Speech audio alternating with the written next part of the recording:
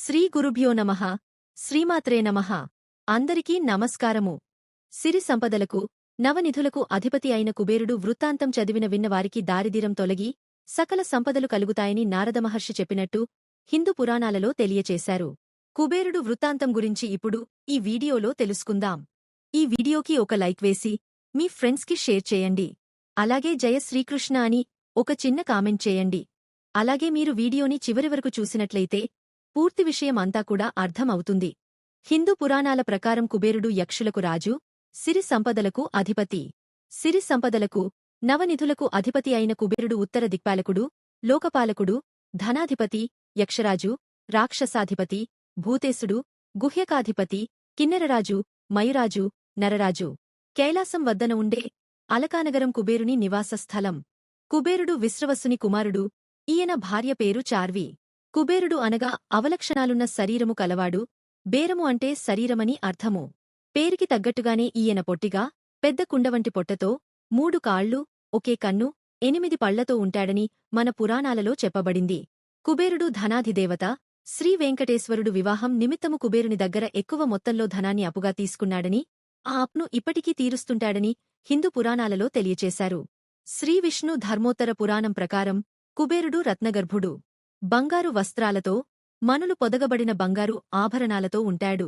ఈయన ముఖము ఎడమవైపుకి వాలినట్టు ఉంటుందని, మీసం, గడ్డం కలిగి ఉంటాడని, దంతాలు బయటకి వచ్చి వినాయకుని దంతాలవలె ఉంటాయని ఉంది.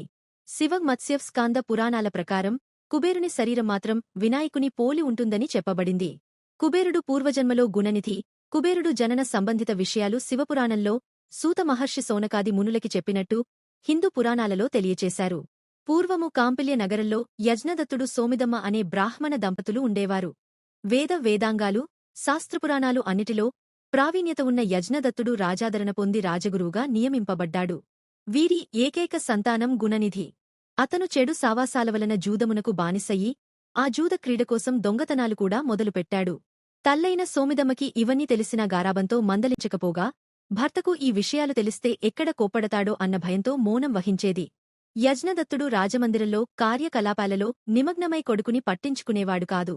ఎప్పుడైనా కొడుకు గురించి భార్యను వాకబు చేస్తే ఆవిడపుత్ర ప్రేమతో చదువుకోడానికి గురువుగారి వద్దకు వెళ్లాడనో, గుడికి వెళ్లాడనో అబద్ధం చెప్పి భర్తను మభ్యపెట్టేది.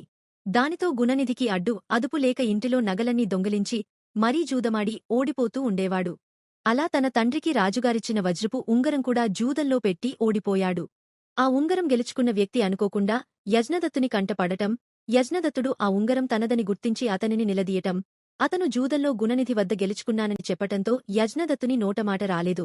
ఆ రోజుదాకా కొడుకు ఏమి చేస్తున్నది తనకు తెలియని పరిస్థితిలో ఉన్నందుకు సిగ్గుపడుతూ, భార్య బిడ్డలమీద కోపంతో ఇంటికి వెళ్లి కొడుకు చెడు సావాసాలకు లోనైన విషయం తనవద్ద దాచినందుకు భార్యను మందలించాడు. ఇంతలో జరిగిన విషయం తెలుసుకున్న గుణనిధి ఇంటికి వచ్చే సాహసం చేయలేకపోయాడు. తన మిత్రులెవరు కూడా తనకి తల దాచుకోవటానికి సహకరించలేదు. చెంతనే ఉన్న గౌతమీ నది దాటి ప్రక్క ఊరు చేరుకున్నాడు. ఆ రోజు మహాశివరాత్రి కావడంతో ఊరి చివరన ఉన్న శివాలయంలో భక్తులు నైవేద్యాలు సమర్పించి తమ శక్తి కొలదీ జాగారాలు చేసి మెల్లిగా నిద్రలోకి జారుకున్నారు. జనాలంతా పడుకున్నారని నిర్ధారించుకున్నాక ఆకలితో ఉన్న గుణనిధి శివునికి అర్పించిన ప్రసాదాలను తీసుకుని తిందామని గర్భగుడిలోనికి వెళ్లాడు. చీకటిలో ఏమీ కనిపించక తన పైవస్త్రాన్ని చించి వత్తిగా చేసి అక్కడ ఉన్న నూనెతో దీపాన్ని వెలిగించాడు. ఆ వెలుతురులో ప్రసాదపాత్రలు కనిపించేసరికి ఆనందంతో వాటిని తీసుకుని బయటకి నడుస్తుండగా గుడిలో నిద్రిస్తున్న ఒక భక్తుని కాలు తగిలి నందీశ్వరునిమీద పడి తల పగిలి చనిపోతాడు.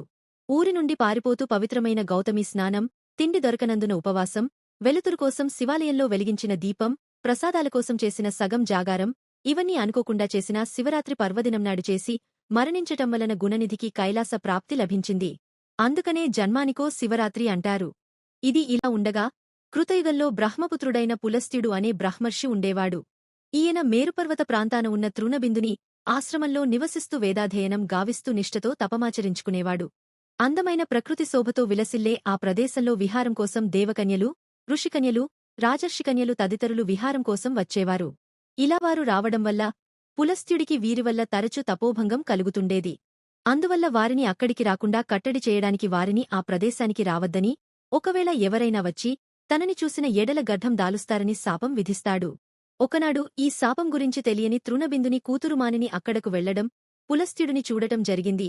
వెంటనే గర్భం దాల్చింది.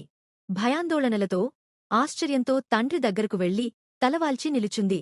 ఆయన తన దివ్యదృష్టితో జరిగింది గమనించి ఆమెను పులస్త్యుని వద్దకు తీసుకువెళ్లి ఆమెను స్వీకరించాల్సిందిగా కోరాడు. అందుకు ఆయన అంగీకరించాడు.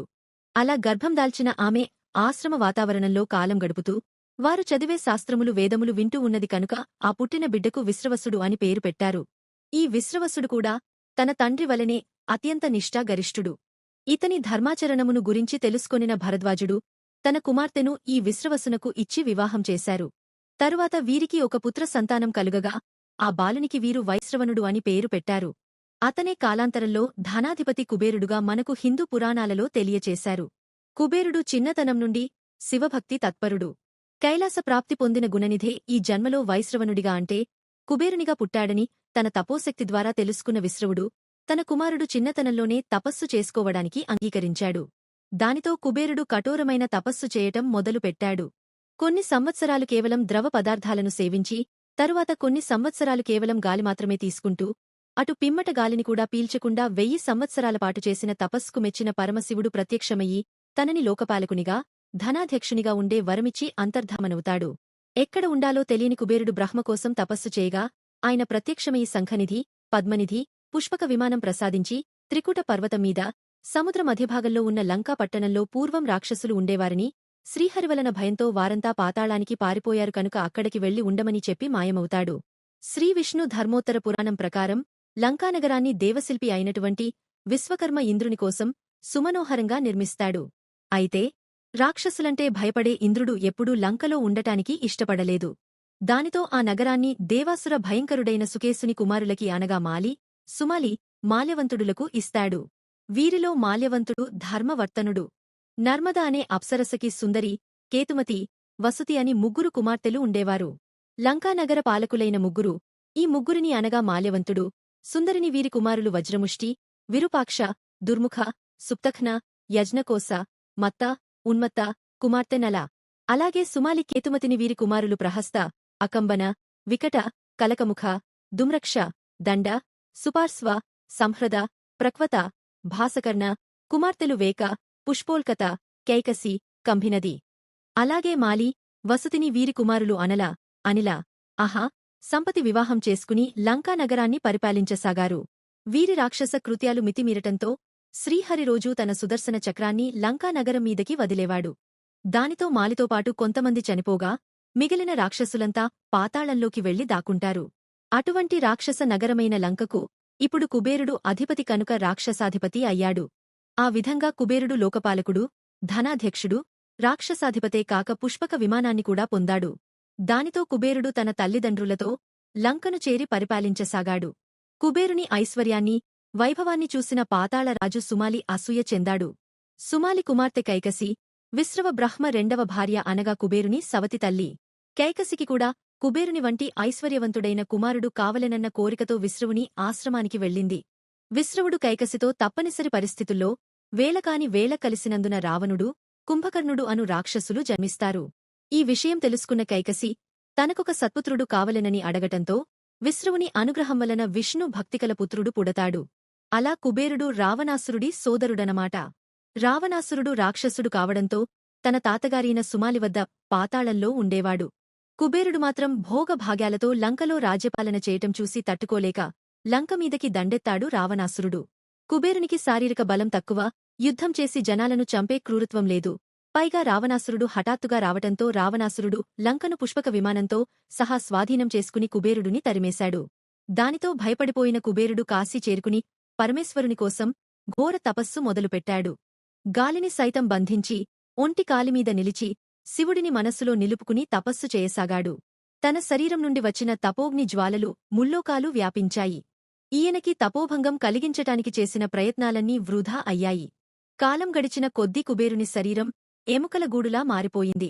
అయినా తపస్సు చేస్తూనే ఉన్న కుబేరుని మెచ్చిన శివుడు ప్రత్యక్షమయ్యి లంకా నగరాన్ని మించిన దివ్యభవనాలతో, అపురూపమైన చైత్ర రథం అనే ఉద్యానవనముతో, నవనిధులతో, మణిమాణిక్యాలతో, సర్వసంపదలతో అలకాపురం అనే పట్టణాన్ని నిర్మించి నీకు ఇస్తున్నాను. ఇక నుండి నీవు అక్కడే ఉంటూ యక్షులకి, గంధర్వులకి, మయులకి, గుహ్యకులకి రాజువై ఉండమని అనుగ్రహిస్తాడు. ధనదుడవు, ధనదాతవు అయిన నిన్ను మించినవాడు ఈ సృష్టిలోనే ఉండరు. ఉత్తర దిక్కును పరిపాలిస్తూ నా ప్రియమిత్రుడవై నాకు ఆప్తుడవై సంచరిస్తూ ఉండు అని ఎన్నో వరాలిచ్చి కుబేరునికి మంచి రూపం ప్రసాదించి అదృశ్యమవుతాడు.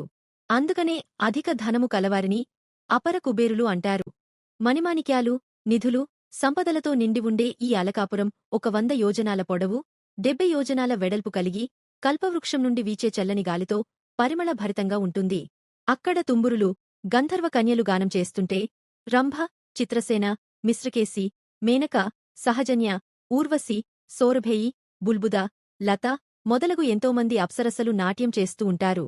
మణిభద్రుడు, గంధకుడు, గజకర్ణుడు, హేమనేత్రుడు, హాలకక్షుడు మొదలైనవారు కుబేరుని కొలువులో ముఖ్యమైనవారు. కుబేరుని ప్రధాన సహాయకుడు విరూపాక్షుడు. శివుడు నిత్యం దర్శించే ప్రదేశము ఈ అలకానగరం అంటూ ఆ నగర శోభని మహాభారతంలో నారదుడు ధర్మరాజుకి చెప్తున్నట్టు వస్తుంది. కుబేరునికి ఉన్న మరొక పేరు ఏకాక్షి పింగళుడు. ఈ పేరు తనకి ఎందుకు, ఎలా వచ్చిందో రామాయణంలో వస్తుంది.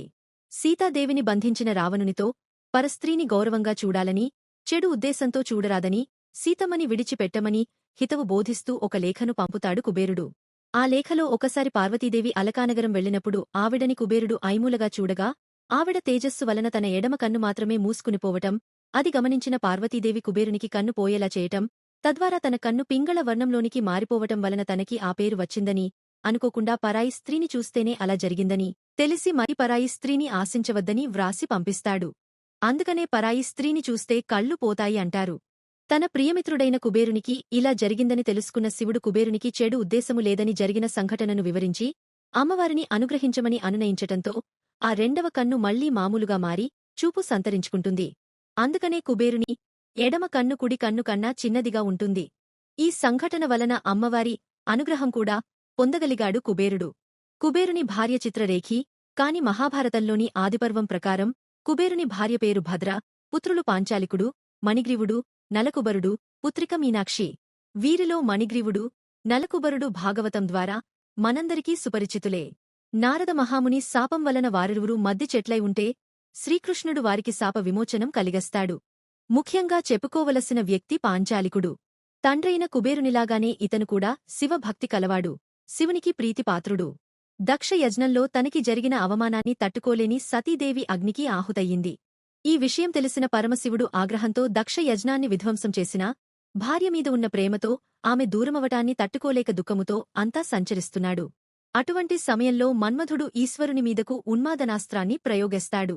ఆ అస్త్ర ప్రభావం వలన విపరీతమైన విరహ తాపానికి గురవుతూ ఆ బాధ తట్టుకోలేక యమునా నదిలోనికి దిగుతాడు. ఈ వేడి జ్వాలలు ఆ నదిని దహించివేస్తాయి. దానితో ఆ నదీ జలం నల్లగా మారిపోవటంతో యమునా నదికి కాళింది అనే పేరు వచ్చింది.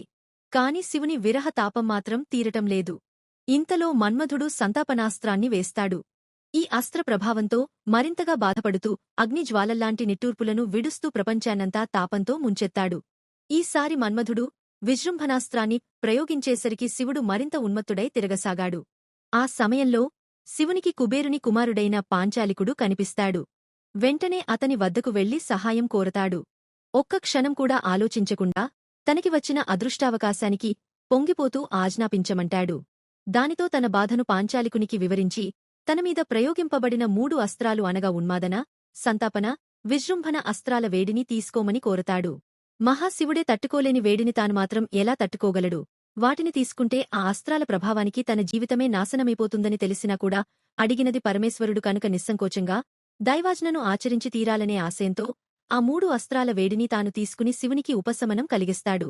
అతని భక్తికి, చిత్తశుద్ధికి మెచ్చిన శివుడు ఎంతో ఆనందించి ఆ వేడి పాంచాలికుడిని బాధించకుండా వరం ప్రసాదించి మహోన్నతమైన దైవత్వాన్ని అనుగ్రహిస్తాడు. ఆ రోజు నుండి పాంచాలికుడు కాళింజరానికి ఉత్తర భాగంలో హేమవత్పర్వతానికి దక్షిణాన ఉన్న ప్రదేశంలో పాంచాలికేశ్వరుడిగా కొలువవుతాడని, చైత్రమాసంలో ఈయనని చూసినా, విగ్రహాన్ని ముట్టుకున్నా, భక్తిగా స్మరించుకున్నవారు ఎవరైనా చిన్న పెద్ద, ఆడ మగభేదం లేకుండా ఉన్మత్తులు అవుతారని చెప్తాడు. అయితే ఈ ఉన్మత్తత వ్యాధిలాగానో, అగ్నిలాగానో బాధించకుండా నాట్యగానాలలో, వాద్య సంగీతాలలో నేర్పుతో పాటు చతురోక్తులు విసరటం వంటి కళలలో అత్యున్నత స్థానానికి చేరి తిరుగులేని వారిగా ఉంటారని, అదేవారు అనుభవించే ఉన్మత్తమని వివరిస్తాడు. ఆ విధంగా పాంచాలికుడు కళాకారులకి ఆరాధ్య దైవంగా మారి తనను కొలిచిన వారందరికీ వరాలనిచ్చే శక్తిని పొందాడని వామన పురాణం వివరిస్తోంది. కుబేరుని పూజించిన వారికి ఆర్థిక ఇబ్బందులు తొలగి వ్యాపార వృద్ధి, సామాజిక గుర్తింపు లభిస్తాయని మన పురాణాలు చెప్తున్నాయి. అయితే కుబేరుని ప్రతిమ కాని, కుబేర దీపాలు కాని ఎవరికి వారు కొనుక్కోవటం కన్నా కూడా ఎవరైనా కానుకగా ఇచ్చినది మనం తీసుకుని పూజిస్తే విశేషమైన ఫలితం ఉంటుందని నమ్మిక. ధన త్రయోదశినాడు కుబేర పూజలు, కుబేర వ్రతాలు తెలిసో తెలియకుండానో కుబేరుడిని మంత్రపుష్పం చదివినా విన్నా ఎంతో ఫలితం లభిస్తుంది. సకల సంపదలు కలుగుతాయి. మీకు గనక ఈ వీడియో నచ్చితే జై శ్రీకృష్ణ అనే ఒక చిన్న కామెంట్ చేయండి ఫ్రెండ్స్. ఈ వీడియో గనుక మీకు నచ్చినట్లయితే ప్లీజ్ లైక్ చేసి మీ ఫ్రెండ్స్కి షేర్ చేయండి. అలాగే మా కొత్త వీడియో మీకు వెంటనే చేరాలంటే మా ఛానల్ను సబ్స్క్రైబ్ చేసుకుని పక్కనే ఉన్నటువంటి బెల్ ఐకాన్ను ప్రెస్ చేయండి. ధన్యవాదములు.